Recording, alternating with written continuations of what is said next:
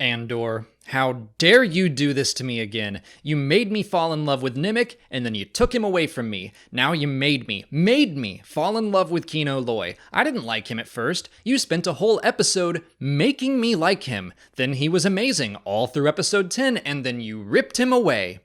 Obviously, I am still obsessed with episode 10. If you had told me 2 weeks ago how much I would love Kino Loy, I would have said you were insane. But I do. I really do. Andy Serkis crushed his role, transforming from someone I thought for sure would be an antagonist the entire time to becoming yet another role model for Cassian to look up to in the future. I am really digging the format of this entire series, giving Cassian these experiences with very specific people to help him grow into the hero we know he will become. In the Aldhani heist arc, I can see how every member of the team affected him, but it was Nemik and his sacrifice that I think was the true catalyst for change within Cassian. Well, maybe not yet, because he was still ready to just go stick his head in the sand on Niamos, but he had Nemik's manifesto. He didn't toss it out. I think Nemik's death really did affect him. I think we even saw proof of that in episode 10 when we got a shot of Cassian wide awake before the prison riot. Nemik pointed out that he was unable to sleep and wondered why his belief didn't give him any peace while Cassian slept like a stone because he believed in nothing. I think his inability to sleep now is showing his growth. I did a whole video on how I think Nemik and his death changed Cassian and provided him with an ideological role model. Basically, how Nemik saved the galaxy by helping Cassian become the kind of person willing to sacrifice himself for the mere hope of a better world for everyone else. And now Kino Loy is yet another example, so today I'm going to run through his scenes and story arc so we can chart his transformation and the lessons he taught Cassian this time around. When we're introduced to him, he is not likable. He is not a hero. He is just there to do his job, serve his time, and go home. He is the manager of the room, and he sets the tone by telling Cassian, "You're mine now." He is similar to some of the previous characters we met in the series, specifically the Corpos, people who are given just a little bit of power, and then they lord it over others. I would really love to know how he came to manage the room. I imagine he was productive, and was willing to play the Empire's quote-unquote game. Episode 8, Narkina 5, really went hard at criticizing the prison system, and corporations, and capitalism, all at the same time. The game metaphor really jumped out at me. Capitalism all hinges on this idea that anyone can make it big, become rich and comfortable. You just have to play the game. If you play by the rules, you too can live in a mansion. I think there was probably a point in time where that was more true. There was once a more level playing field. But as capitalism goes on and on, things get more and more out of balance. Systems become corrupted, and then you wind up with the wealthy 1% and everyone else. But they still want to dangle that dream in front of people that if you just work hard and do this and do that, you will be just as successful, which is possible. You hear about these amazing success stories, but they're not common. I don't want to spend too much time on this, but I think it's important to Kino's character. Check out the movie Parasite if you haven't seen it, because it focuses on these themes heavily.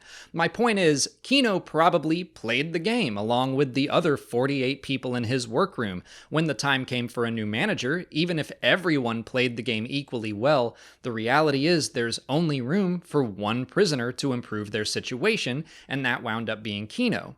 When we move into their cells, we can see that his status doesn't improve his situation all that much at all. Really, he just doesn't have to work at the table, but he's in the same cells as everyone else. He gets the same food, the same level of privacy. I think his status just gives him a little extra hope that yes, the game can be played and won, and that he will get to go home someday. But we can also see how tenuous his hold on that hope is. First, in the workroom, he told Cassian to keep any feelings of hopelessness to himself, but he snaps at Melshi when he tells Cassian what winds up being the truth, that the number is meaningless and the Empire will keep them all as long as they want.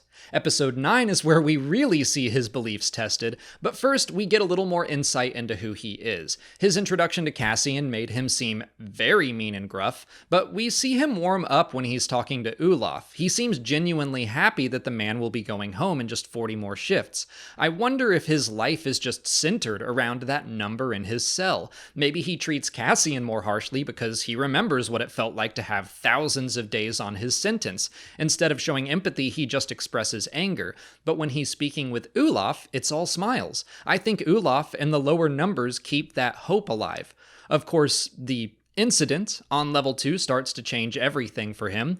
The more they learn, the more shaken he becomes. When Melshi suggests that everyone down there died, which again winds up being the truth, Kino starts beating him up. He just cannot handle any challenge to the idea that the game he has been playing has been rigged all along, that the game he has been playing was never designed to be won. It was just designed to keep him following the rules of the game, the rules of the Empire. He tries, and I think clearly fails, to convince himself that it's just another day and another shift, another step towards freedom. Sure, Kino. But that hope finally dies along with Olaf. And by the way, Kino calls Olaf Uli. He gave him a nickname, compared to the Doctor, who doesn't want to know anyone's name. And I'm not trying to say the Doctor is a bad person. I think he's just had all of his hope beaten out of him already. He doesn't want to grow attached to anyone because he can't help anyone. But it's a good contrast to Kino, who hasn't lost all of that yet. When he learns the truth and accepts reality in place of his fantasy, he joins Cassian's side. He still hasn't lost hope of regaining his freedom, he just knows it won't happen by playing by the rules. By the way, I love how quickly he drops the now iconic "never more than 12" line. Earlier in the episode, Cassian asked Kino if he ever thought about escaping, and Kino refused to answer. But if he can quickly and confidently say that there are never more than 12 guards on any given level, oh, he's thought about that before. Finally, we come to the escape, or the planning stages of it all. In the first 2 episodes of the arc, I was thinking we would see Cassian leading the prison break, but when he tries to tell his fellow inmates about what happened, they have a hard time believing him. He's only been with them a short time. But the second Kino starts talking, everyone listens. If he has changed his tune, if Mr. Manager now thinks it's a good idea to escape, they're all on board. The fight against the guards is phenomenal, but the next big character moment is Kino's speech from the 8th floor. It is so moving. I like that he starts by just stating the facts, but Cassian pushes him to say more. It's not enough to just say, "We have taken power away from the Empire." He also has to inspire hope. He has to inspire the other prisoners of how to use this new power. At first, I found myself wishing that some of the specific guards got some comeuppance, especially that one guy from episode 8 that grinned as he electrocuted the new prisoners. But Kino's speech and his goals are not about revenge, they are about freedom. Yes, Imperials are killed, but only if they actively stand in the way of somebody else's freedom. The way Kino inspires hope in all the other inmates has made me emotional every time I've watched it. He says to look out for one another, help one another. This is not an every man for himself situation. This is not Kino being promoted to manager to just make his life slightly more comfortable. No, this is freedom for everyone locked up on Narkina 5. He urges everyone to climb, which is yet another repetition of the same orders K2SO will one day give Cassian on Scarif. K2 said it, Nemik said it, now Kino has said it. And of course, we eventually get to the absolute gut punch of the episode. The prisoners reach the finish line. They're breathing free air again. All they have to do is swim to freedom. But Kino Loy can't swim. I was screaming, "Someone help that man," as he got left behind. I was devastated. But I also think it's beautiful, and it's a fantastic parallel to Cassian's final sacrifice, because Kino Loy, who was selfish when we first met him, decided to care more about the group. He broke the rules, and he led the prison revolt that saved the lives of 5,000 men. He helped them all achieve a new life that he will never get to appreciate. Sometimes that sacrifice is necessary. When we finally reach Rogue One, Jyn brings news of the Death Star to the Rebel Alliance High Command, and instead of preparing to fight, Rebel leaders decide it's time to stand down, to end it all. But Cassian and Jyn and all their friends, and even Melshi, all decide to hell with the rules. We don't have to play the Empire's game, and we don't have to play the Rebellion's game either. They go to Scarif on their own and force the Rebel Alliance's hand, kind of the same way we see Luthen forcing the Empire's hand in this series. Against all odds, they win, but Cassian Andor does not get to live to enjoy the galaxy he helped save. He and Jyn and everyone who sacrificed their lives gave hope to the Rebellion that they could destroy the Death Star and eventually defeat the Empire. But Cassian never got to experience that for himself. And I wonder if he was thinking back to Narkina 5 in his final moments, and Kino Loy, the man who gave hope to thousands of prisoners by sacrificing himself. The prison arc of Andor wound up being one of my favorite Star Wars stories in a long time. I have not stopped thinking about Kino. I was so upset when he said he couldn't swim, and I think that will all stick with me forever. Not only did he provide some lessons for Cassian, I think he also provided some lessons for Star Wars.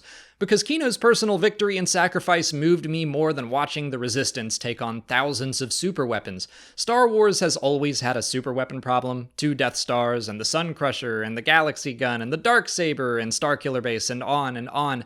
But the stakes don't have to be staggeringly, galactically high all the time. One man making a difference can be just as effective. I miss you, Kino Loy. Great job to Andy Serkis and the writers and the directors and other actors and everyone involved in this series. I feel like I'm writing a wrap-up celebrating the end of the season, and there's still 2 episodes left. But Kino Loy rocks, and the world needs to know why. But that's it for today. If you haven't already, please like this video, subscribe to the channel for all our Andor coverage, follow us on TikTok, Twitter, and Instagram, and consider checking out our Patreon page for our video reactions and audio commentaries for every new episode. And you can check out this playlist for all of our existing Andor content. As always, thanks for watching, and there is one way out.